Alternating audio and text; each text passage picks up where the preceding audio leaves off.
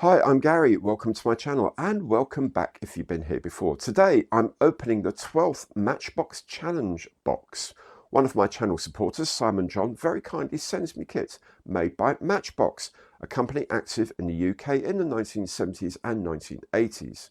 He sends them and I promise to make them, but I always open the box he sends on camera. I don't know what's in the kit any earlier than you do. So, if you enjoy this, don't keep it to yourself. Let YouTube know by giving it the old imperial thumbs up on the like button. Make sure you've subscribed to the channel and hit the notification bell to hear about all my future videos. So let's see what Simon has sent me this time. So here's the package. You can see I just cut off the address label because YouTube doesn't like us showing addresses on here. Take Simon's address off the back as well. So let's be doing a bit of surgery and see if we can cut this package open.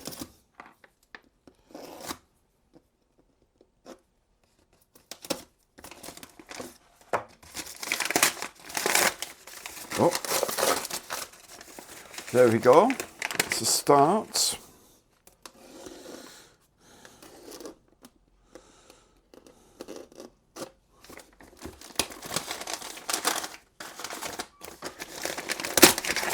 Did my full child at Christmas thing. Because I am a child at Christmas every day. Right, so and here we have a Matchbox turnover open other side.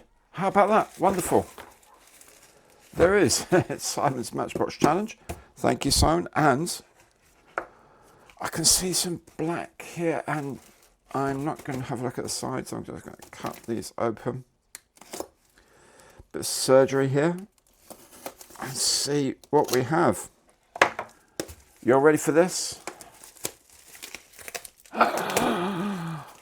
Also, der fliegende Bleistift. Flying pencil, if you don't mind that. I've been practicing some German, so. Wow, the Dornier 17, one of my favourite planes. Just such an elegant design. Oh, get me out. There we go. Elegant, as I say, design. What a lovely thing. 177. I built the FX one. When was it? It would have been about 2 years ago now. A relatively new tool, FX one. And that was pretty cool to build, I have to say.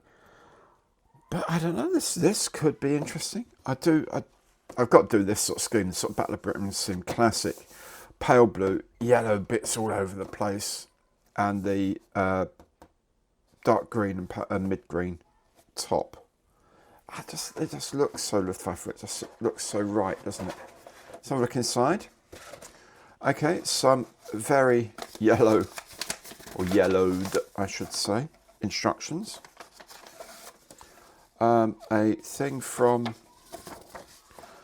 What's this? This is a customer information form, getting some sort of opinion. Opinions of what you buy, what you're familiar with, noticed any adverts recently, did you like it, what's the packaging like. This is all Revell stuff, of course, which is all Matchbox, so it's probably a rebox, several down the line rebox of a Matchbox kit by Revell when they purchased all of the moulds. This one you can send to the company secretary of Revell GB Limited, which I'm not entirely sure even exists. I don't know. They do have an office here, whether it's a Revell GB Limited. Why would you send it to the company secretary as well? The company secretary don't care about stuff like that. It goes to the marketing department. Maybe that shows how old this kit is. They didn't have marketing in those days. There's a little piece of information here just about what it's made of, safety standards, just be careful, basically, just be careful. Decals sheet, printed by Revell in West Germany, notice, by Revell. And then the frames, which I guess have been wrapped up later than the actual kit. The kit wouldn't have come with bubble wrap. Let me take the bubble wrap off. There's quite a few loose bits, but they all seem to be there. We'll soon find out, I guess, when we try and build the darned thing. And there was all green plastic, no multicoloured plastic here. And is there a tail wheel? One piece tail wheel moulded into the fuselage. 4 crew figures. Please take note, Mr. FX. Wheels falling off the frames as well. Lots of stuff in here. Yeah, guns, whatever, fuselage bits. I can't see anywhere. I'll have a proper close look on the frames in a minute. But normally on the old Matchbox ones, they had a copyright symbol inside the parts somewhere with a age of the date of the tooling, but they're not on here. Revell have in the past put them on the outside, and that's been really annoying with the outside of a part. An old plane I did years ago had that, actually had it stamped onto the tail plane. Can't see it anywhere in here, so I have to have a quick look on Scalemates to find out the history of this kit. Anyway, it all looks jolly nice, but we'll have a bit more of a closer look, shall we, though? So the plastic itself is reasonably stiff, very shiny. Very, very shiny moulds, which always says to me, release oil, but that may well have evaporated over the year. I will nonetheless give this a good clean before I start construction. The parts have got quite a lot of flash all the way around. This is a mould that's been used very, very heavily. Loads of flash around the undercarriage here, these undercarriage components here, with the dampers with the rubber boots over them, completely surrounded by bits of flash. Green plastic as well, very tasteful. I mean, it doesn't badly moulded, just really old technology. Raised panel lines everywhere. I don't know that I can be bothered to do anything about that, to be honest with you. Curious that the tail wheel is actually completely moulded in like that. That's very strange indeed. Bits of tail. I get tons of flash around these parts. Guns, control yoke, radio masts. The instrument panel here.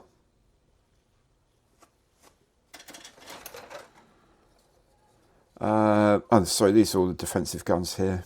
That's the cockpit floor, the seating, the things go over the wheels when they're down. That's stubby wings, the old Dornier 17.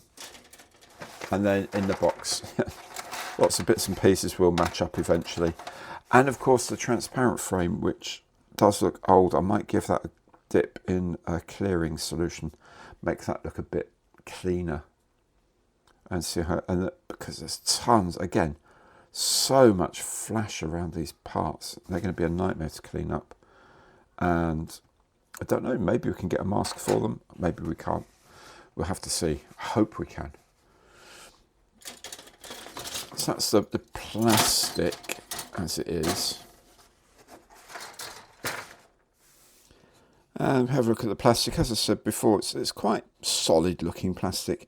Raised panel lines here. I'm not going to do anything about those. I'll leave them in as they are. Here's the machine guns. Do you know what? They aren't terrible, but they're not that good either, to be honest with you. Interesting that the seats have got this pattern engraved into the seating. If it's like a webbing pattern or something like that, which is quite bizarre. But hey ho, that's that. If we also look at the pilots aren't the best I've seen from Matchbox or Revell kits. They're okay. They're going to go behind some really thick plastic, so maybe that's not a bad thing.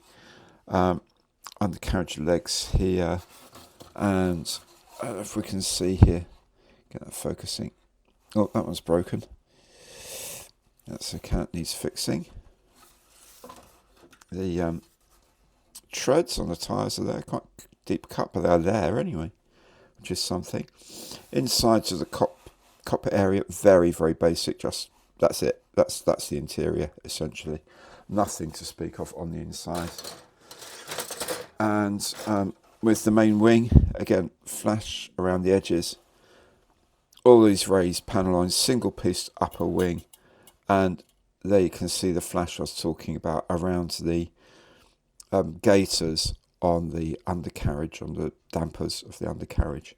So there's a bit of clean up to do. But here's the decal sheet. Fairly basic, no stencils for things like fuel filling, oil fillers, anything like that at all. It's just simply the squadron markings and the regular German Air Force crosses for two different aircraft. Here's the usual scale, 0.5mm pencil lead. You can see the lines on the crosses are about 0.5mm wide and they look sharp enough.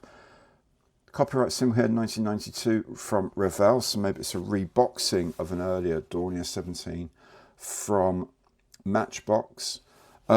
This yellow looks okay. As the yellow goes, it's not too bad. The colour's nice and sharp anyway.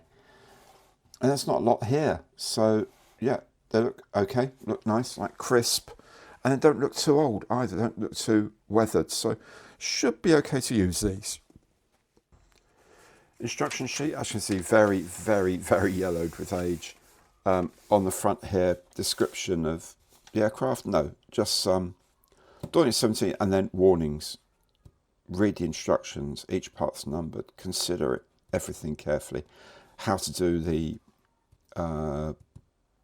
decals, all of that in many languages. There's the icons I use here, I translated. Decal sheet is there obviously, and then colour callouts are here in various languages. Matte mouse grey, I don't know what on earth that was. Anyway, and then inside the sheet, it's just a simple fold over page, black and white, very straightforward. Seat 4 crew figures. It's actually not a bad thing, is it really?